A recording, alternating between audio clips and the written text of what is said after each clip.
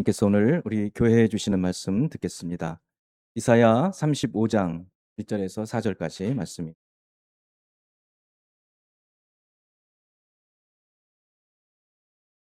이사야 35장 1절에서 4절까지.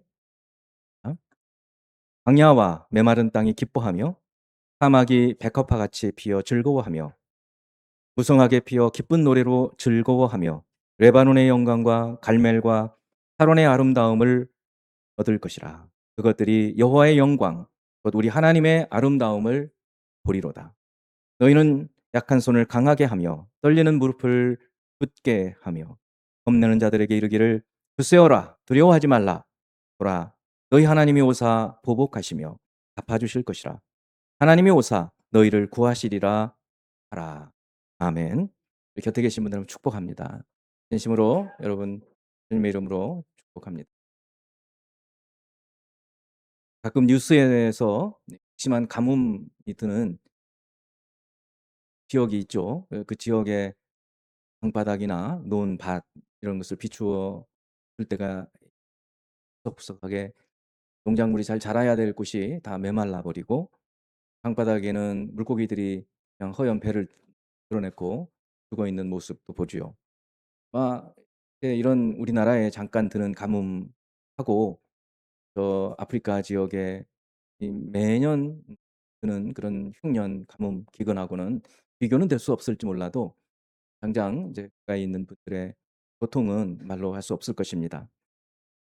이제 자연 환경, 자연의 어떤 변화 때문에 일어나는 광야, 메마른 땅, 사막 이런 모습을 오늘 본문에서 볼 수 있는데 사실은 우리 영혼, 우리 마음 상태도 굉장히 때로는 황폐해지고 어 광야 같고 메마른 곳 그런 곳이 되어 버릴 때가 있습니다.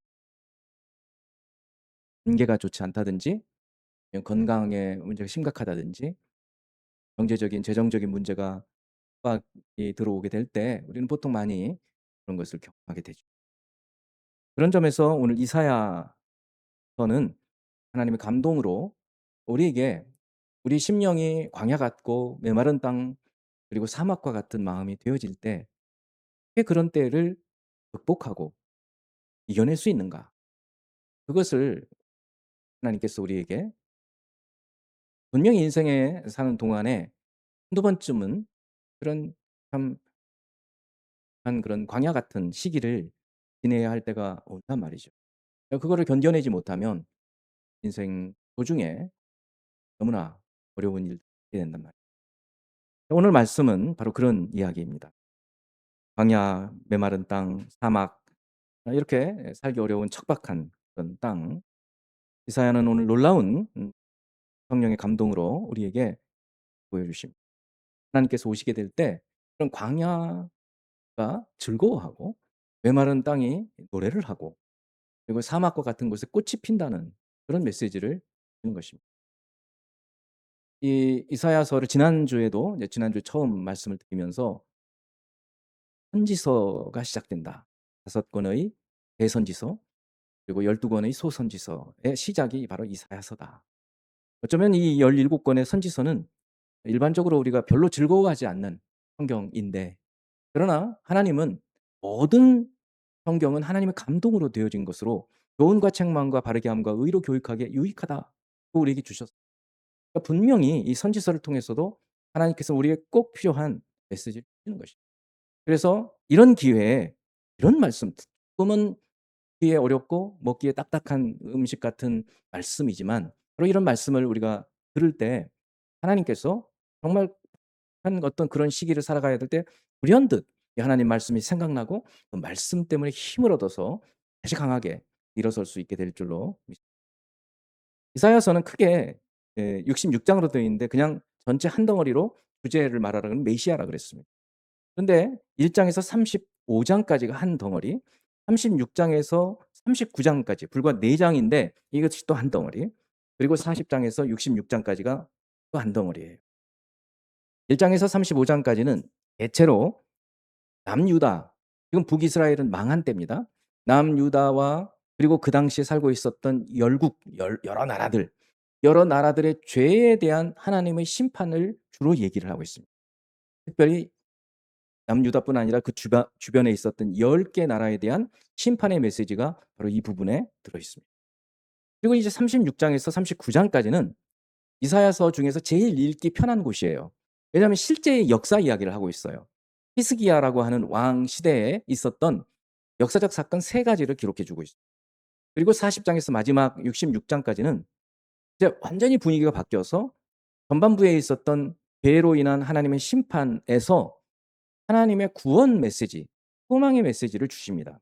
특별히 이곳에 오실 메시아에 대한 예언의 말씀, 종의 여호와의 종의 노래 4가지가 나오고, 그리고 고난받는 종에 대한 메시지가 나오고, 그리고 앞으로 오실 이제 메시아에 대한 말씀까지 구원에 대한 메시지가 아주 득 담겨 있어서 지난주에도 말씀드렸지만 제가 구약 중에서는 가장 즐거워하고 가장 기뻐하는, 재밌어하고 사랑하는 성경, 구약의 복음서다, 이런 말씀을 드린 적이. 오늘 본문은 35장입니다. 35장 1에서 4절입니다. 36장 바로 앞에 있습니다. 어떤 시기였느냐면 히스기야 왕 시기에는 이미 북이스라엘은 당시에 최대 강대국이었던 아시리아, 최초의 제국이라고 할 수 있는 아시리아라는 나라가 주변에 있는 모든 나라를 다 무너뜨리고, 이제 북이스라엘도 무너뜨리고 남쪽에 있는 유다, 남유다 전역을 다 짓밟고, 사람으로 치면 이 목 위, 여기까지 물이 찬 거예요. 그러니까 여기까지 다 점령했어요. 모든 지역, 유다의 모든 지역을 점령하고 예루살렘만 남아 있는 거예요. 머리에 해당하는 예루살렘만 남아 있는 바로 그런 시기에 하나님께서 이사야 선지자를 통해서 주시는 메시지예요. 그래서 당대에 남유다에 살고 있던 이스라엘 백성들은 굉장히 두려웠을 거예요. 우리나라가 6.25 전쟁 때 낙동강 전선, 낙동강 이 동쪽 부분만 남아 있었잖아요. 공산군이 쳐들어와 가지고. 바로 언제 무너져도 무너질 수 있는 그런 시기에 해당되는 그런 시기였어요. 그때 주시는 메시지입니다. 그런데 놀라웠게도 이제 지난주에도 그랬지만 그분이 오시면 어떤 일이 일어나는가. 오늘도 두 번째로 그분이 오시면. 근데 첫 번째 지난주에는 그분은 메시아를 주로 얘기했지만 오늘 그분은 메시아보다는 성부 하나님에 대한 말씀입니다. 그리고 궁극적으로는 마찬가지로 다시 오실 그리스도에 대한 말씀도 되는 것입니다. 어 이제 이사야 시대만 이렇게 두렵고 어 위기의 시기냐. 여러분, 2026년 올해 벌써 8월, 오늘이 9일. 지금 우리가 2026년을 살고 있습니다. 우리가 살고 있는 이 시대를 좀 초월해서 객관화시켜서 메타 인지를 해서 객관적으로 위에서 내려다보듯 우리가 살고 있는 이 시대를 한번 본다고 생각해 보세요. 어떤 시대인가?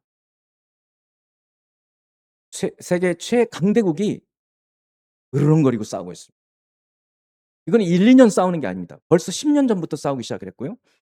앞으로 이 싸움은 더 격화될 겁니다. 지금은 총만 쏘지 않고 있지 모든 지역에서 서로 으르렁거리고 있어요. 지금 그 시대를 우리가 살고 있습니다. 그 사이에 우리는 끼어 있습니다. 어느 쪽에 붙어야 될까? 이리 붙을까? 저리 붙을까? 머리 굴리면 큰일 납니다. 어떻게 살아가야 할까? 오늘 설교를 사실은 우리 대통령도 들어야 되는 설교. 지금 시대가 그런 시대잖아요. 자칫 미국 쪽에만 붙으면요, 우린 장사 못 합니다. 중국에 장사 못 하고 그냥 끊어 버리면 끝이에요. 또 중국 쪽으로 가까우니까 붙으려고 그러면 미국이, 우리나라에 지금 주한 미군이 우리나라를 방위해 주고 있는데 큰일 나죠. 이도저도 못할 수 있는 그런 시기인 거예요. 그런가 하면 과학 기술을 해서 지금 3차 산업혁명이라고 얘기하고 AI 혁명이 이미 시작이 됐어요. 불과 몇 달 전에, 아마 작년쯤 제가 여쭤본 것 같은데 요즘 AI 쓰고 계시느냐. 그때 제가 여쭤봤을 때 한 70% 정도가 쓰고 있어요. 지금 안 쓰시는 분은 한 2-3 분밖에 안 계실 것 같아요.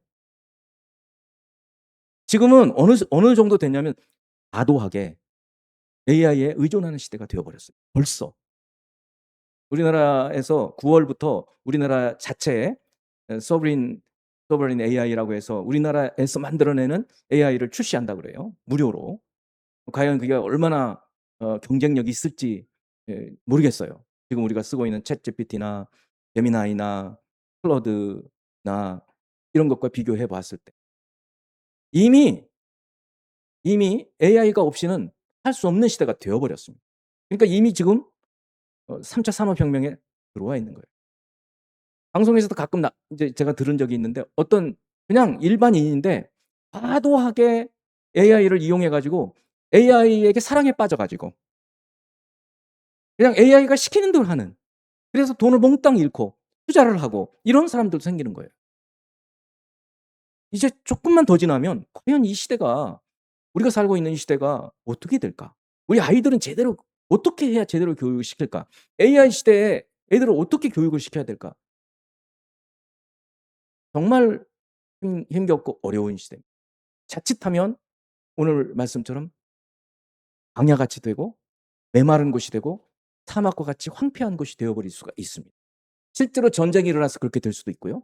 아니면 그런 어떤 과학기술에 대한 과도한 몰입 때문에 영혼이 피폐해질 수도. 이사야 선지자를 통해 하나님은 이렇게 말씀해 주십니다. 이사야 2장 22절입니다. 너희는 인생을 의지하지 마라. 그 남유다에 예루살렘만 남아있는 절체절명의 위기 속에서 동맹을 의지해야지 우리나라가 살지. 지금은 우리도 그런 생각을 하는 사람 많이 있어요. 이 나라를 의지해야지. 아니야, 저 나라를 의지해야지. 이러고들 싸울 수가 있단 말이죠. 근데 하나님 뭐라 그러냐면 사람을 의지하지 말라는 거예요. 상대국을 의지하지 말라고 그랬어요. 히스기야 왕 시절의 이야기라고 그랬는데 히스기야 왕의 아버지가 아하스라고 하는 왕이 있었어요. 이 아하스라는 왕은 당시에 최강대국이었던 이 아시리아하고 동맹을 맺습니다. 그때는 북이스라엘이 있을 때예요. 우리로 말하면 북한같이. 그리고 이 북이스라엘이 자꾸 남쪽 유다를 공격해 오니까 도공을 바쳐서 아시리아 왕한테, 아니 힘이 강하시니까 우리 위에 있는 북이스라엘 좀 공격해 주세요. 이렇게 돈을 바치면서 그랬어요. 그랬더니 알았습니다. 그러더니 북이스라엘 멸망시켰어요. 잘 됐다고 생각할까요? 아니에요. 조만간에 그 북이스라엘을 멸망시킨 아시리아는 남쪽 유다까지 지금 여기까지 찼다고 그랬잖아요. 남쪽 유다를 다 공격하고 예루살렘만 남겨 있는 거예요. 사람을 의지하면요 이렇게 되는 겁니다. 사람들의 모임인 국가를 의지하면 이렇게 되는 거예요. 우리는 그래서 다른 나라를 맹신하면 안 되는 거예요. 그럼 어떻게 해야 되느냐? 하나님께서 하나님을 의지하라고 얘기해요. AI 의지하면 안 돼요, 여러분. 그러다가 정신 다 털립니다. 요즘 말이죠. 링크 하나 잘못 누르면 어떻게 되는지 아시죠? 통장 계좌 다 빨려가는 거예요. 그런 시대가 되었어요. 너무나 두려운 시대가 우리 앞에 놓여져 있는 거예요. 이런 시대에 우리가 정신을 바짝 차리고 하나님만 지혜의 하나님이신 이 하나님을 의지하지 않고는 제대로 살 수 없다. 그것이 이사야 선지자가 우리에게도 주시는 말씀인 것입니다. 먼저 첫째로 그 하나님이 오시면 어떤 일이 벌어지는가? 황폐한 곳에 생명이 다시 살아난다는 거예요. 황폐한 곳이 살아난다. 그럼 제목을 같이 읽어봅니다. 시작. 그분이 오시면 황폐한 곳이 살아난다. 1, 2절 말씀. 광야와 메마른 땅이 살아나는 거예요. 그래서 기뻐하게 된다는 거예요. 또 사막이 백합화 같이 피어서 즐거워하게 된다는 거예요. 또 무성하게 막 백합화 같이 피어서 기쁜 노래로 즐거워하게 되고, 이스라엘의 평야지대 아주 곡식이 잘 되는 그런 지역들이 몇 군데 있는데 레바논, 갈멜, 사론 이런 지역들인데 그곳에 막 추수가 잘 되고 곡식들이 연걸어서 아름다운 모습을 보게 될 그런 날이 오게 된다는 것이. 그래서 그것들이 여호와의 영광 곧 우리 하나님의 아름다움을,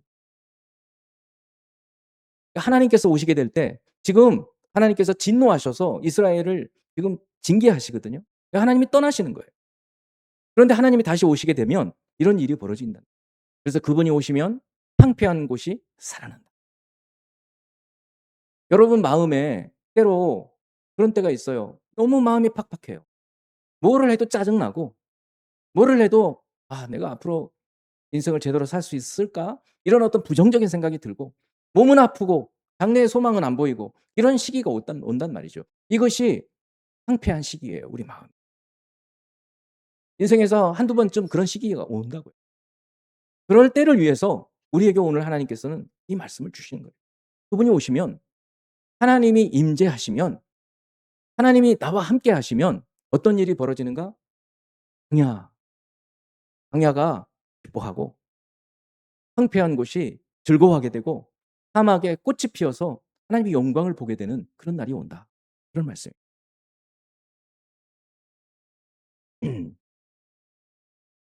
여러분, 우리가 어려울 때 아까 광야 같은 시기가 있다 그랬어요. 몸이 굉장히 좋지 않아요.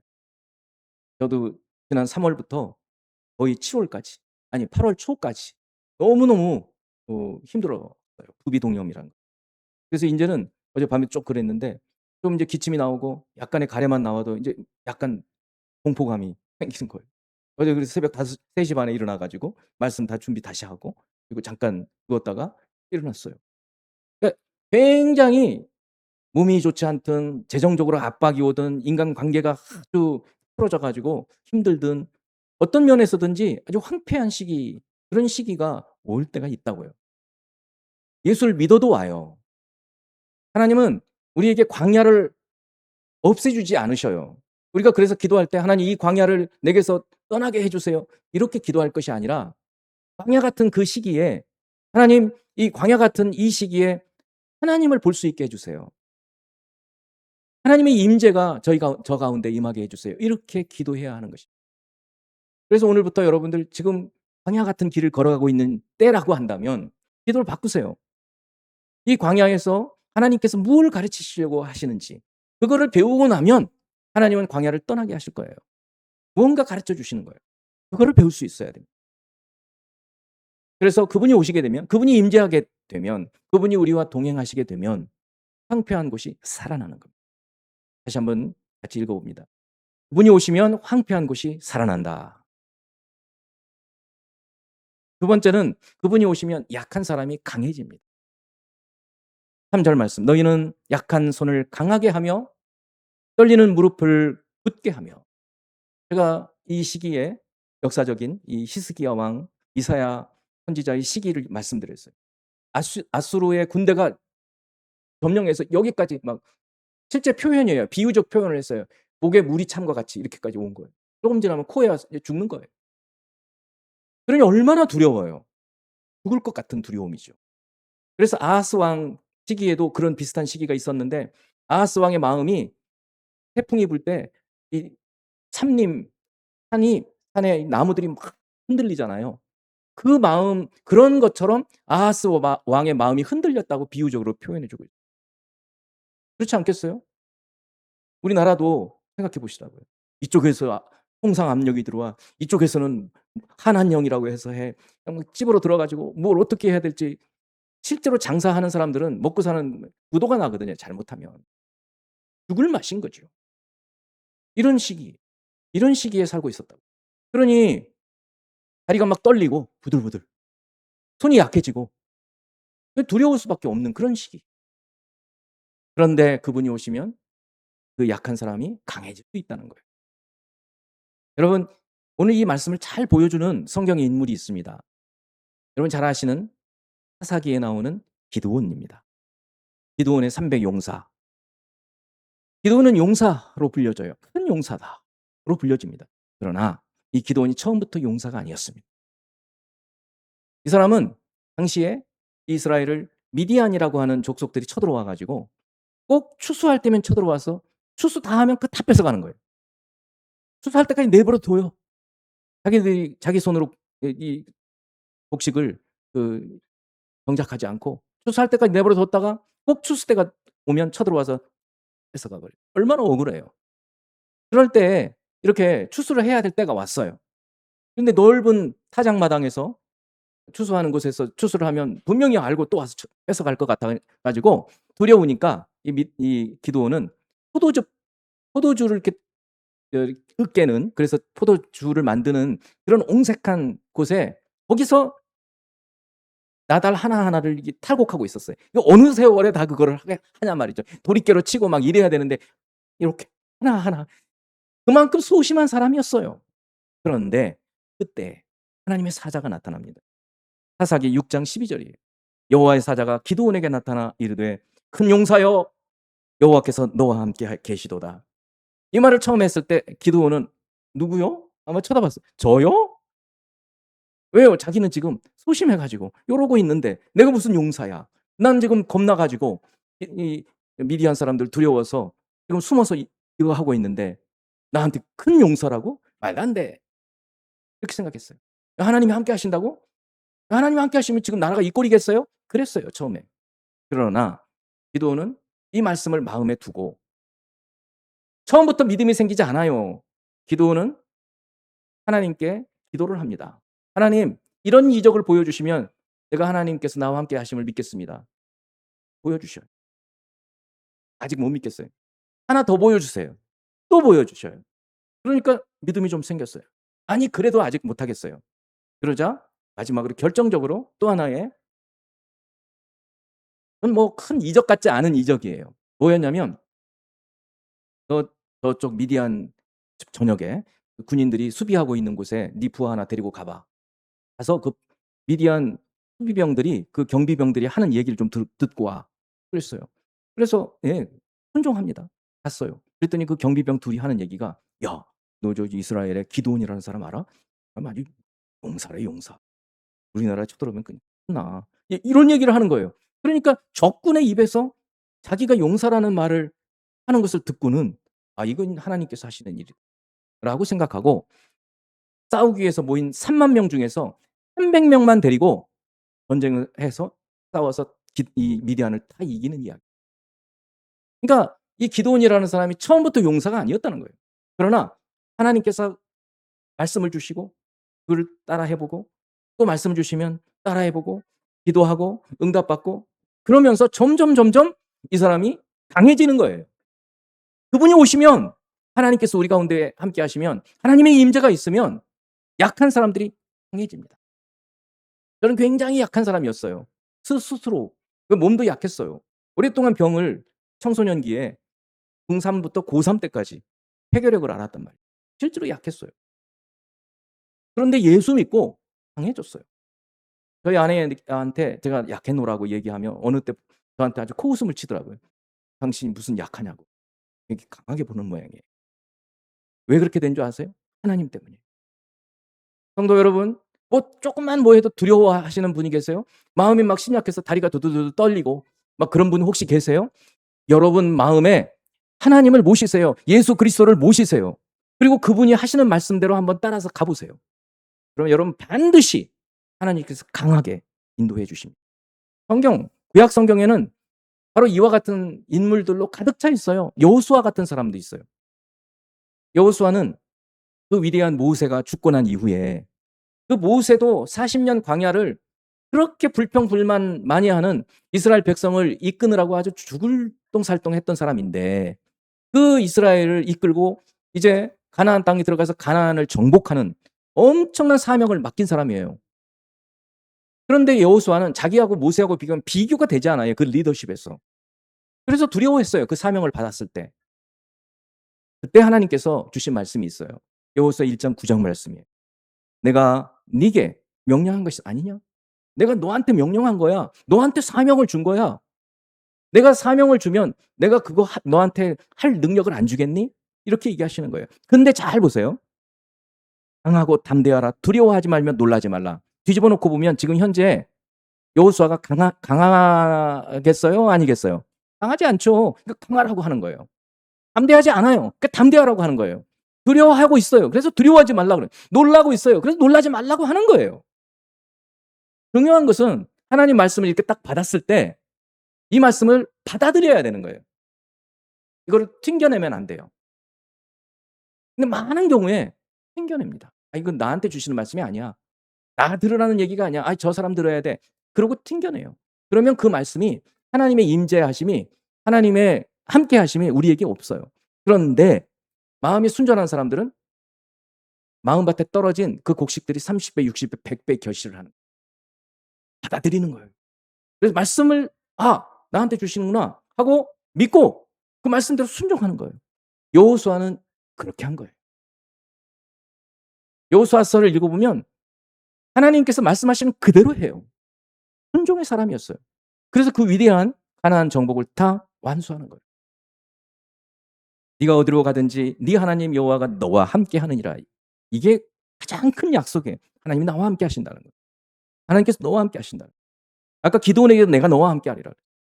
예수께서 부활하셔서 승천하시기 직전에 마태복음 마지막 장 28장 20절에서 볼지어다 내가 세상 끝날까지 너희와 항상 함께 있으리라.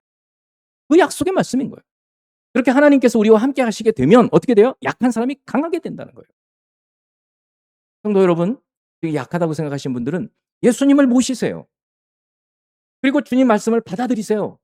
이게 은혜가 된다 그러면 그거를 그냥 백날 첫날 계속 암송하세요.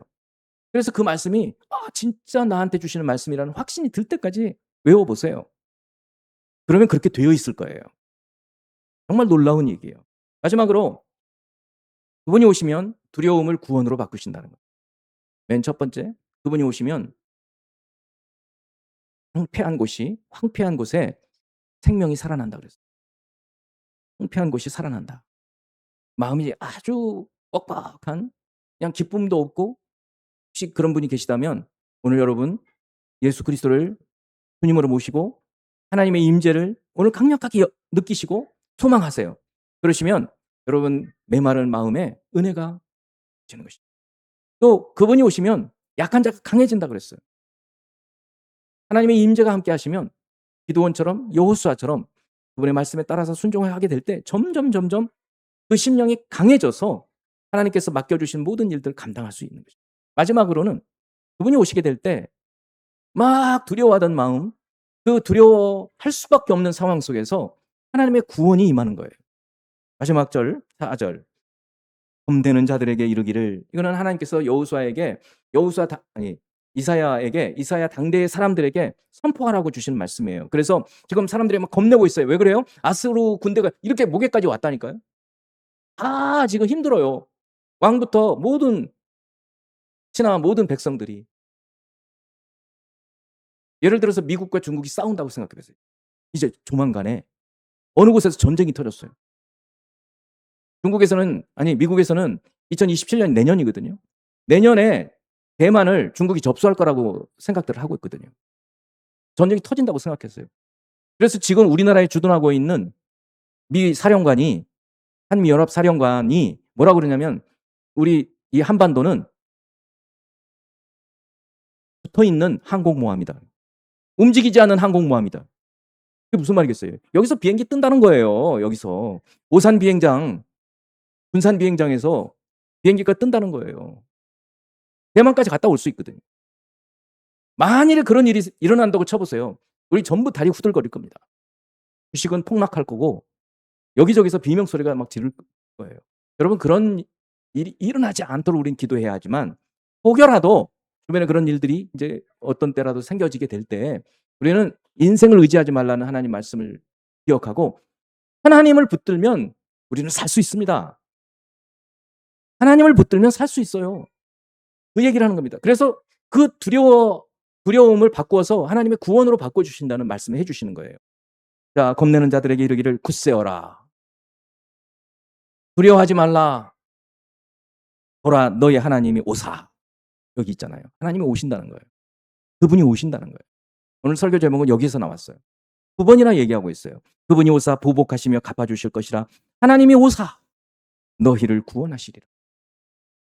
이게 하나님이 오셔서 황폐한 곳에 생명이 살아나게 하실 뿐만 아니라 약한 사람들을 강하게 하실 뿐만 아니라 정말 두려워할 수 없는 그런 시기에도 하나님께 건져주신다는 것이에요.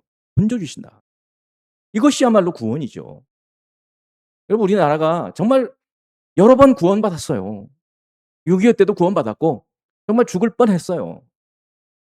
IMF도 죽을 뻔했어요. 그건 국가적인 거고 개인적으로 여러분 한번 생각해 보세요. 죽을 뻔한 적이 여러 번 있지 않습니까? 그럴 때 하나님께서 구원해 주신다는 거예요. 오늘 말씀을 기억하세요. 중요한 것은 하나님이 오셔야 돼요.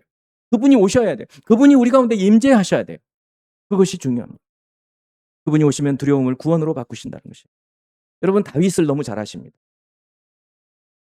다윗은 여러 번 죽을 고비를 넘긴 사람이에요. 다윗에게 두려움이 없었을까요? 다윗은 안 두려웠을까요? 아닙니다. 다윗에게도 두려움이 있었어요.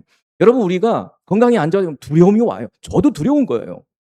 그래서 약간의 트라우마가 생겼다고요. 이 기관지 쪽에. 두려움이 없을 수 없어요. 근데 중요한 것은 시편 56편 3절을 보세요. 이게 다윗의 고백이에요. 내가 두려워하는 날에는 자기가 두려워하는 날이 있어요. 중요한 것은 그다음이에요. 내가 주를 의지하리이다. 병원 의사도 의지하고 약도 의지하지만 하나님을 먼저 의지하는. 어젯밤에도 계속해서 성경을 암송했어요. 그리고 오늘 설교에 이 큰 대지들 주제들을 계속 생각했어요. 하나님을 의지하는 거예요. 그러면 두려움에서 하나님의 구원을 경험할 수 있게 되는 것이에요. 보라, 너희 하나님이 오사. 하나님 오시면 두려움이 끝나고 구원이 시작됩니다. 여러분 과연 이 땅에 예수 그리스도께서 오셔서 죄 때문에 두려워하던 사람들, 그리고 죄의 결과인 죽음, 죽음 때문에 지금도 여러분 많이 죽음을 두려워하잖아요. 우리가 아유 죽을 것 같아. 엄청 두려워하잖아요. 이런 죄와 죽음에서 떨고 있는 사람들을 예수께서 오셔서 구원하신 것입니다. 죄를 대속제물로 스스로를 대속제물로 삼으셔서 죄를 사해 주시고 부활하심으로 죽음에서 부활하심으로 우리도 그에게 붙어있는 자들, 그를 믿는 자들도 부활하게 될 것을 보여주신 거예요. 복음은 크게 두 가지예요. 예수 그리스도의 죽으심과 부활하심. 죽으심을 통해서 우리 죄를 대속하셨고 부활하심을 통해서 우리도 부활하니까 이 죽음이 여기서 끝이 아니다라는 것을 보여주신 것이에요. 그게 복음이에요. 그래서 더 이상 우리가 두려움은 있으되 두려움에 묶여서 살지 않고 하나님을 바라보면서 아까 기도하신 우리 집사님께서 그랬어요. 문제를 바라보고 문제 때문에 두려워하지 말고 하나님을 바라보고 하나님이 우리와 함께 하시고 임재하신 것을 소망하고 살아가게 할 때 하나님의 구원을 그때 체험하게 돼요. 죽음도 이기시는 분이죠. 성도 여러분, 오늘 어찌 보면 굉장히 어렵게 느껴질 수 있는 이사야서. 그러나 오늘 이사야서의 일부의 마지막 장 35장에 이제 앞으로 그분이 오시게 될 때 성부 하나님, 과연 이 히스기야 왕 시절에 주님의 임재가 있었어요. 어떻게 됐느냐 하면 이제 아수르 왕이 완전히 대군을 몰고 침정을 해요. 직접 와요. 완전히 무너뜨리려고 작정을 했어요. 그리고는 편지를 써서 히스기야 왕한테 보냈어요. 거기 보면 왕을 능멸하고 이 유다의 하나님인 여호와 하나님을 아주 능멸하는 그런 구절들이 기록이 되어 있었어요. 그 편지를 히스기야 왕이 들고 성전에 갑니다. 성전에 가서 편지를 펴놓고 기도하기 시작합니다. 하나님 보세요. 저 사람들이 우리를 이렇게 깔보고 아니 하나님을 이렇게 무시하고 있습니다. 눈물로 기도하는 기도를 하나님이 들으십니다. 이사야 선지자를 통해서 히스기야 왕한테 소식을 전합니다. 하나님의 메시지죠. 저들이 돌아가게 될 것이다. 말씀해요. 그리고 그 왕이 죽을 것이다. 그날 밤에 이 예루살렘 주위에 텐트를 치고 야영을 하고 있던 아시리아 군대가 18만 5천 명이 몰살당합니다. 이유가 없어요. 사람들은 테스트가 지휘를 통해서 뭐 그랬을 것이다라고 생각도 하고 그런 하룻밤에 몰살을 당하고 그 대군이 죽어버리니까 왕이 급히 본국으로 돌아갑니다. 본국으로 돌아가서 자기 나라의 신전에 가서 제사를 드리고 있을 때 아들 둘이 아버지를 죽여버려요. 암살을 해버립니다. 끝나버린 거예요. 이게 하나님의 능력입니다. 하나님의 구원이에요. 놀라운 역사가 일어난 거예요. 실제 이 역사. 그게 36장에서 39장 사이에 들어있어요. 성도 여러분, 우리가 어떨 때 너무 황폐해지고 메마르고 사막과 같아서 나는 소망이 없어. 아무 희망이 없어. 여러분, 하나님 안에는 그런 얘기가 없어요. 우리가 예수 그리스도 안에서는 믿음, 소망, 사랑, 소망이 있는 거예요. 이 구약에서 특히 이사야에서 이 소망을 우리에게 보여주고 있는 거예요. 우리는 다시 오실 예수 그리스도를 바라보고 있는 거예요. 여러분 결코 이 주님이 우리에게 주시는 이 소망을 놓치지 않으셔야 돼요. 그분이 오시면 황폐해진 곳이 살아나고, 그분이 오시면 약한 자들이 강해지고, 그분이 오시면 두려워하던 곳에 하나님의 구원이 임하시는 것입니다. 이것을 여러분의 삶에서 경험해 보시기 바랍니다. 지난주에 설교 이후에 한 집사님이 말씀해 주시는 이야기, 저는 그 하나님의 말씀의 능력이라고 믿어요. 놀라운 일이 벌어졌어요. 그 전주간 수련회 가는 퍼센트 0%라고 그랬어요. 그런데 주간에 바뀌어서 놀라운 일이 벌어진 거예요. 저는 이런 일들이 우리 생명의 교회 안에서 더 풍성하게 나타날 줄 믿습니다. 오늘 말씀을 마음에 새기고 소망 가운데 살아가는 저와 여러분이 되기를 주님의 이름으로 축원합니다. 잠시 한번 기도하는 시간 갖겠습니다. 기도합니다.